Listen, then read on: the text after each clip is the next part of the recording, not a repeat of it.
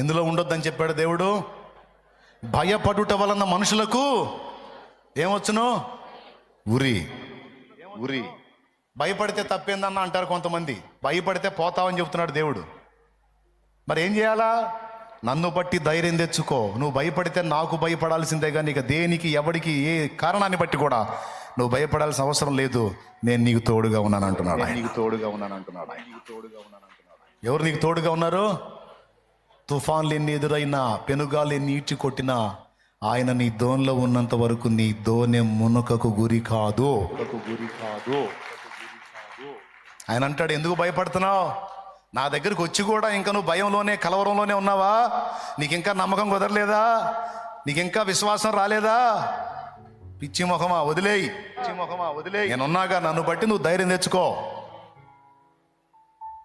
ఈ అతి అనేది ఏ ఏ విషయాల్లో చేస్తాడో ఈసారి చెబుతా. ఎందుకు హడావుడిగా వింటాం? కాబట్టి 2 విషయాలు చెప్పాను. ఒకటి బుద్ధిహీనత, రెండవది అతి. అతిలో నంబర్ 1 వచ్చింది ఏది? భయం. ఈరోజు దేవుని బట్టి మీకు ప్రేమతో చెప్తున్నాను, భయపడొద్దు బిడ్డలారా. సమస్యలు ఏవైనా కావచ్చు, శ్రమలు ఎన్నైనా కావచ్చు, అన్నిటిని అధిగమింపజేసి నువ్వు అడిగిన దానికంటే, ఊహించిన దానికంటే ఉత్తమమైన స్థితికి చేర్చగల దేవుడు నీకు తోడుగా ఉన్నాడు. ఇది నమ్మాలి నువ్వు. నువ్వు ఆలోచిస్తే మనుషుల గురించో, శత్రువుల గురించో, సమస్యల గురించో కాదు. నువ్వు ఆలోచిస్తే ఆయన గురించి ఆలోచించాలి. నువ్వు భయపడితే ఆయనకు భయపడాలి. ఇక మిగిలిన ఆయన చూసుకుంటాడు. నేనేదో ఈరోజు మాటలు చెప్తున్నానని కాదు, నేను నిజంగా ఆయన నమ్మాను, ఆయన నాకు తోడై ఉన్నాడు, ఇక నేను దేనికి భయపడాల్సిన అవసరం లేదని. వాస్తులు లేదు, సిద్ధాంతాలు లేదు. అమావాస్య రోజు లాభేపించా. మొన్న ఇల్లు కట్టంటే అమావాస్య రోజు లాభేపించా. ఎవడని నేర్పిస్తారా చెప్పు? మరి దమ్ముంటే చెయ్యి. వేరే కుటుంబాలకు చెందిన వ్యక్తులు చనిపోతే నా ఇంటి ముందు పెట్టుకొని సమాధి కార్యక్రమం చేశా. చాలా మందిని నా ఇంటి ముందు, ఇతరులను తీసుకొచ్చి నా ఇంటి ముందు పెట్టుకొని సమాధి కార్యక్రమం చేశా. తెస్తావా మరి నీది కాని వ్యక్తిని నీ ఇంటి ముందు పెట్టుకుంటావా? దమ్ముందా? ఈశాన్యం మోస్తావా? దమ్ముందా? దడా పోతానేమో అని చెప్పు. మరి వాస్తు మీరుతావా? మీరు చూపించా, ఆధారాలు ఉన్నాయి. భర్త చనిపోయిన విధవరాలు 3 రోజులు కూడా కాకుండా చనిపోయినటువంటి ఆమె భర్త చనిపోతే 3 రోజులు కూడా ఆమె 3 రోజులు కూడా గడవకుండా ఆమె నీ ఇంటికి రానిస్తావా? ఎంతోమంది ఆడపిల్లల్ని నా ఇంట్లో పెట్టుకున్నా, వాళ్ళని ఎవరు రానియకపోతే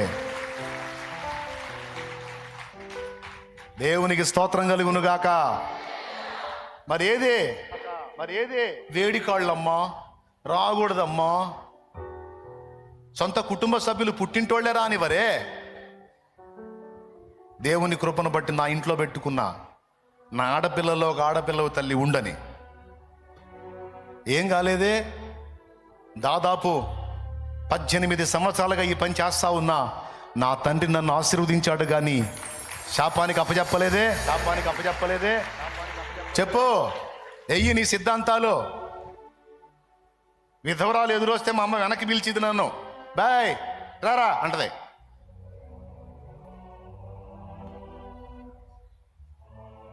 ఏంది మా అంటే, పెన్ను ఉంటుంది నా దగ్గర, పెన్ను మర్చిపోయావదా అంటది. ఎందుకంటే ఆమె ఎదురొస్తుంది, పోతే ఏమన్నా అయిద్దేమో నాకని. ఇప్పుడు మా అమ్మయ్య పోయాడు, మా అమ్మ కూడా విధవరాలే అయి ఉంది. మరి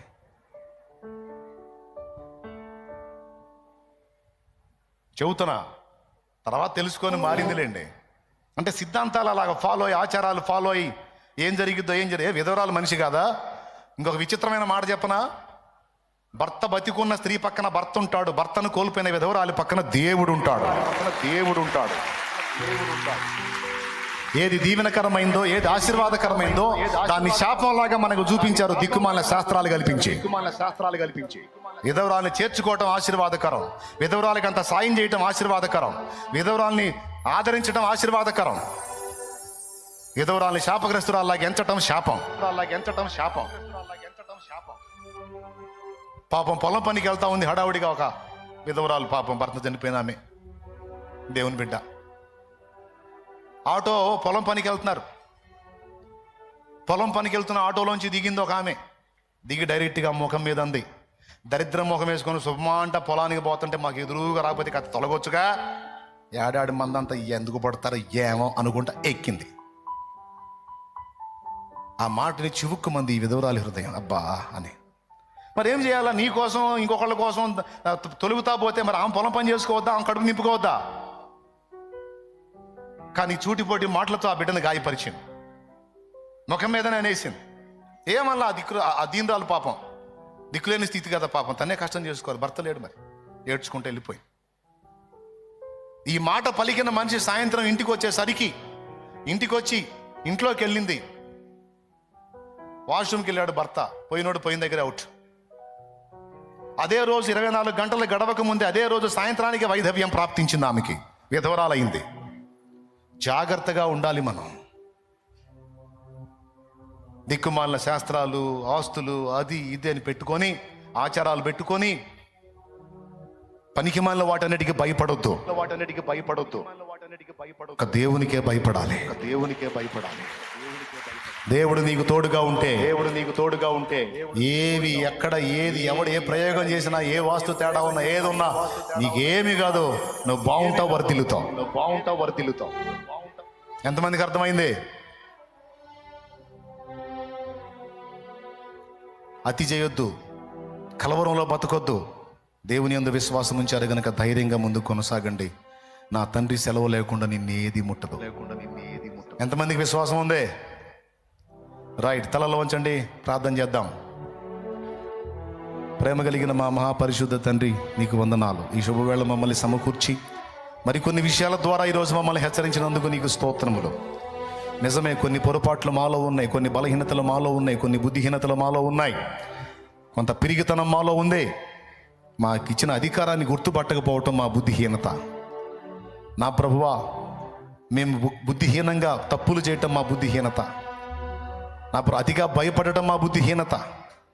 వీటన్నిటిని అధిగమించి మేము బ్రతుకున్నట్లు మమ్మల్ని బలపరచమని నీ కృపగల హస్తానికి మమ్మల్ని మేము అప్పగించుకుంటూ కృతజ్ఞత వందనాలు చెల్లిస్తూ, మా బిడ్డలందరినీ ధైర్యపరిచినందుకు, ప్రోత్సహించినందుకు నీకు స్తోత్రాలు చెల్లిస్తూ, శత్రువు చేతికి మేమే ఆయుధాలు ఇస్తున్నాం నాయన. వేరే ఎవడో ఏది ఇవ్వట్లేదు, మేమే ఇస్తున్నాం. తెలివి తెచ్చుకొని వాడికి అవకాశాలు ఇవ్వకుండా వాడిని తొక్కి పట్టే శక్తి మాకు దయచేయమని, వివేకము, మెళకువ, చురుకుదనం మాకు దయచేయమని యేసు నామములో ప్రార్థించి పొంది ఉన్నాం తండ్రి, ఆమేన్. పరలోకమందున్న మా తండ్రి, నీ నామం పరిశుద్ధపరచబడును గాక, నీ రాజ్యం మాకు వచ్చుగాక, నీ చిత్తం పరలోకమందు నెరవేర్చినట్లు భూమి యందును నెరవేరును గాక. మాకు కావలసిన అనుదిన ఆహారం నేడు మాకు దయచేయి. మా పట్ల అపరాధం చేసిన వారిని మేము క్షమించిన రీతి నీవు మా అపరాధములు క్షమించు. మమ్మల్ని శోధనలోనికి తేక దుష్టి నుండి, కీడు నుండి తప్పించు. ఎందుచేతనగా రాజ్యము, బలము, మహిమ, శక్తి సర్వం నిరంతరం నీవై ఉన్నావు తండ్రి.